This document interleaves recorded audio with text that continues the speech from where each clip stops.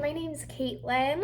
I'm the Chief Historical Officer of Generation Connection, and today we're talking about the Dalton Gang. The Dalton Gang was a group of outlaws who primarily operated in Oklahoma and Kansas between 1890 and 1892. They were also known as the Dalton Brothers because 3 of the members were brothers. The gang specialized in bank and train robberies. The Dalton Brothers at one time were on the right side of the law, but turned outlaw in the 1890s, with some meeting their end in Coffeyville, Kansas, during a daring double bank robbery. The Dalton brothers were part of a large family headed by parents Adeline Younger Dalton and James Lewis Dalton. Lewis Dalton came west from Kentucky to Missouri during the late 1840s, and in the 1850s, he was trading horses and running a saloon in Westport, Missouri, now Kansas City. When he married Adeline, Adeline's brother was the father of Bob Younger, Cole Younger, and James Younger. Most of their 15 children were born in Missouri before the family migrated to Indian Territory, now known as Oklahoma, in 1882. In 1886, they moved again to a place near Coffeyville, Kansas. In this rough and wild area, the Dalton brothers inherited a tradition of violence on the bloody ground of the Missouri-Kansas border, where Quantrill's Raiders and other guerrilla bands operated before and during the Civil War. When Oklahoma Territory opened for settlement in 1889, the family headed south again. However, Lewis, the father, died along the way, leaving Adeline, the mother, to raise the younger children alone. Adeline continued on, placing a claim on the banks of Kingfisher Creek in Indian Territory, where initially she and the family lived in a dugout. By this time, the older Dalton brothers were on their own. For a short time, the brothers served on the right side of the law, working as U.S. deputy marshals. Their older brother, Frank Dalton, was commissioned as a deputy marshal for the federal court in Fort Smith, Arkansas, and Bob Dalton served on several of his posses. On November 27, 1887, in a gun battle with the Smith-Dixon Gang, Frank Dalton was shot and killed in the line of duty. Grant Dalton followed in his brother's footsteps, first taking his place as Fort Marshal in Fort Smith, Arkansas, and 2 years later as Deputy Marshal for the Muskogee Court in Indian Territory in 1889. The same year, he received a bullet in his arm while attempting to arrest a suspect. Bob Dalton was also commissioned as a Deputy Marshal for the Federal Court in Wichita, Kansas, working in the Osage Nation in 1889. Bob Dalton, who would later become the leader of the Dalton Gang, was the wildest of the bunch. When he was just 19, he killed a man, claiming it was in the line of duty. Nevertheless, some suspected that the victim had tried to take away his girl. While Emmett Dalton worked as a member of some of his brother's posses, he made his living working as a cowboy on the Bar Axe Ranch near the Pawnee Agency in the present-day Osage Nation. While working at the ranch, Emmett met 2 men who would later become members of the gang, Bill Doolin and William St. Power. He was also known as Tom Evans, who had drifted into the area from Texas with a trail herd from Pecos.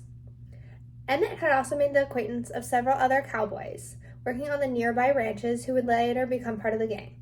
These included Charlie Pierce, George Bitter Creek Newcomb, Bill Eclaney, Charlie Byron, and Richard Dick Broadwell, alas, Texas Jack, and John Moore.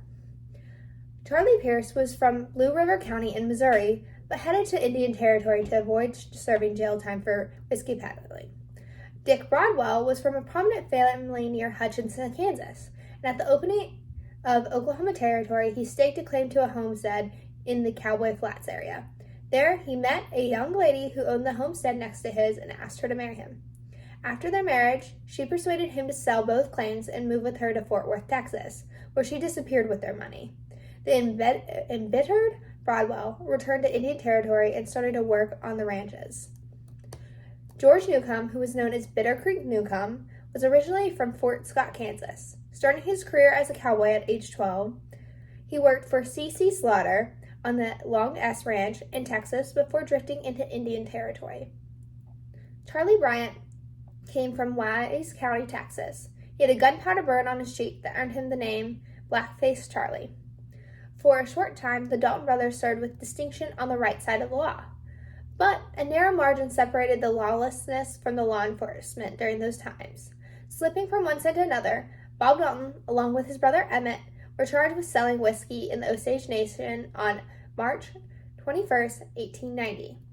Jumping mail, the brothers headed to New Mexico.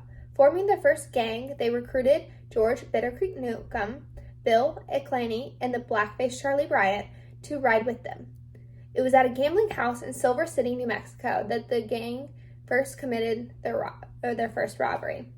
After riding into the mining camp, the crew sat down at the Fargo game, where they lost heavily. Convinced the game was crooked, they pulled their guns, taking back what they had lost and then some. Bob and Emmett then fled to California, where their younger brother Bill was a successful farmer and rancher. In September 1890, Grat was arrested for stealing horses, but was later released for lack of evidence. Grat lost his job as a deputy marshal for conduct unbecoming of an officer, but he still worked as a posse man for other deputy marshals in the area for a time. Later, he left Indian Territory too, joining his brothers in California. Before Bob, Emmett, and Grat arrived at their brother Bill's ranch, Bill had married and was living a respectable life, and had become involved in politics as part of the Populist Party. During this time, Bill became embroiled in a populist fight with the railroad-backed political machine, referring to the railroad as SP robber barons. This political fight was based on battles between the Southern Pacific Railroad and local farmers in land disputes. Bill's anger with the railroad is thought to be one of the reasons the brothers decided to rob a Southern Pacific train headed to Los Angeles on February 6, 1891. Prior to this robbery, Bill had not been in trouble with the law at all. Bill, along with his brothers, attempted to hold up a train at Alia, California, but this first train robbery was a fiasco. While Bill kept the passengers from interfering by shooting over their heads, the others forced the engineer to show the location of the cash-carrying express car.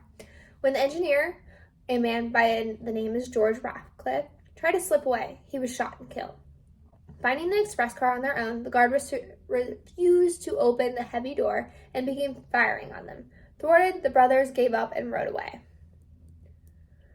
Bob and Emmett fled California with a posse on their trail. Grant and Bill, however, were arrested.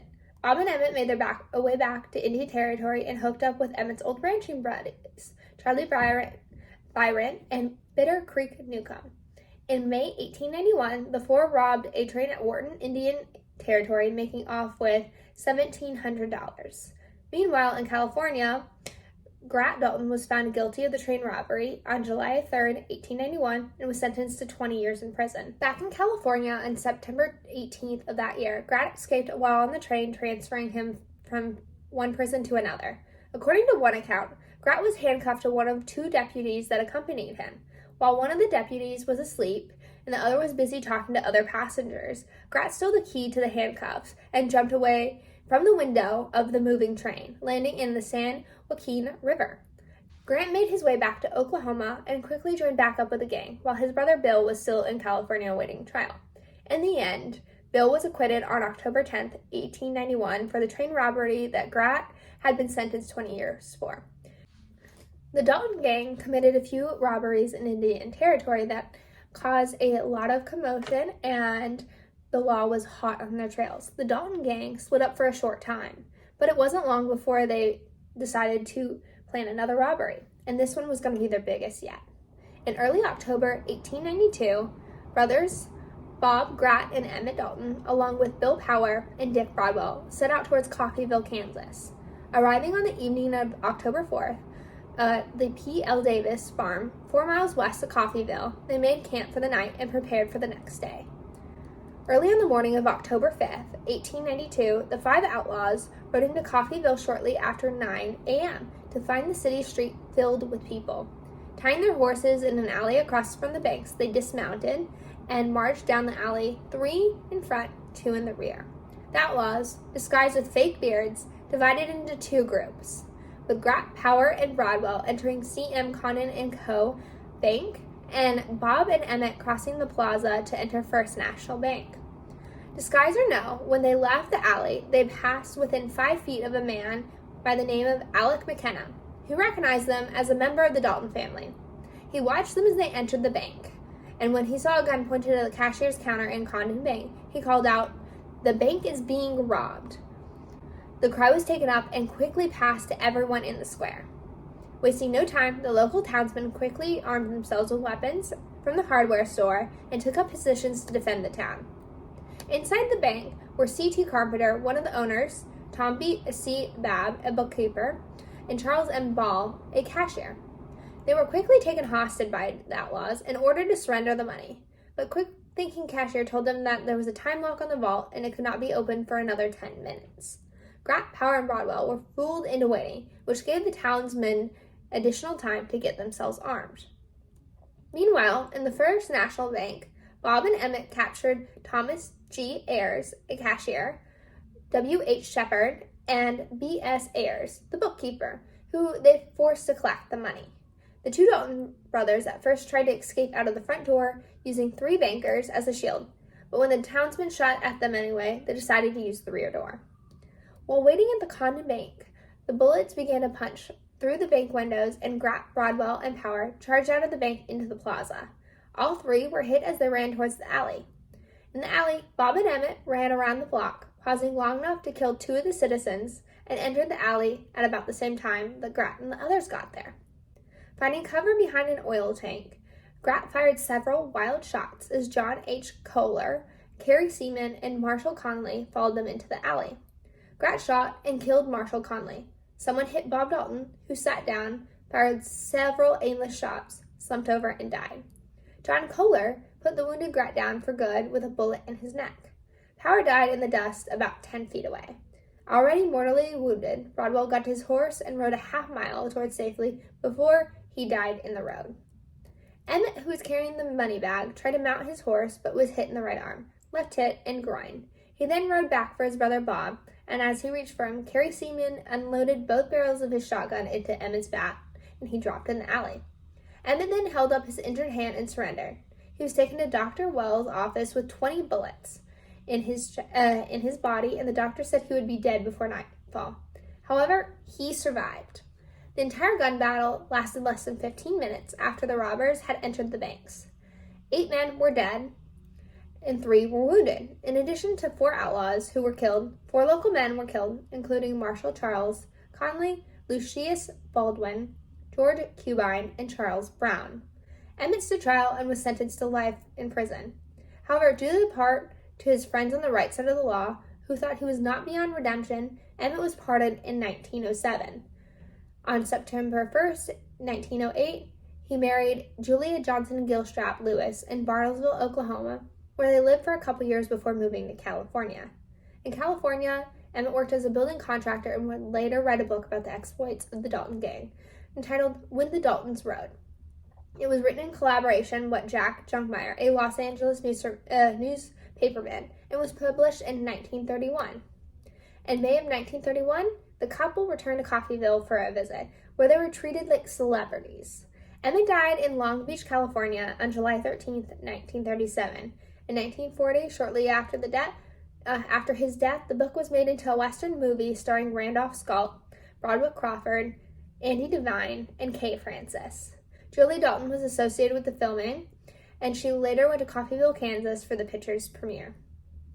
Coffeyville was not the end of the Dalton Gang. 3 members of the old gang remained at large: Bill Doolin, Bitter Creek Newcomb, and Charlie Pierce. In fact, Bill Doolin is thought by many historians to be the 6th member of the gang which hit Coffeyville, holding the horses in the alley and the only member to have escaped. Bill Dalton also joined former members of the gang, and they would terrorize the territories for several years as the infamous Doolin-Dalton Gang. As to the ultimate fate of the other members, George Bitter Creek Newcomb met a 15-year-old girl named Rosa Dunn, known as the Rose of Cimarron. Eventually, he sought refuge at her parents' ranch, but her brothers turned him in for the $5,000 reward on his head. He was shot by U.S. Deputy Marshals on May 2nd, 1894, in Oklahoma. Charlie Pierce was with George Bitter Creek Newcomb and was also killed by U.S. Marshals on May 2nd, 1894. Bill Doolin was killed in August 1896 by a U.S. Deputy Marshal Hack Thomas near Lawson, Oklahoma. Bill Doolin went on the run after robbing the First National Bank in Longview, Texas, and was killed by lawman Lost Hart at Elk, Oklahoma on June 7, 1894. Blackface Charlie was arrested by U.S. Deputy Marshal Edward Short in the summer of 1891 while he was being transported to a federal court in Wichita, Kansas on August 3rd, 1891, Bryant stole a gun and shot Marshall Short. The lawman returned fire, and when the smoke cleared, both men were dead. You can now visit a museum in Coffeyville, Kansas, if you're ever in the area, that tells this story in the alleyway which it happened. I hope you enjoyed the story. I'll talk to you again soon.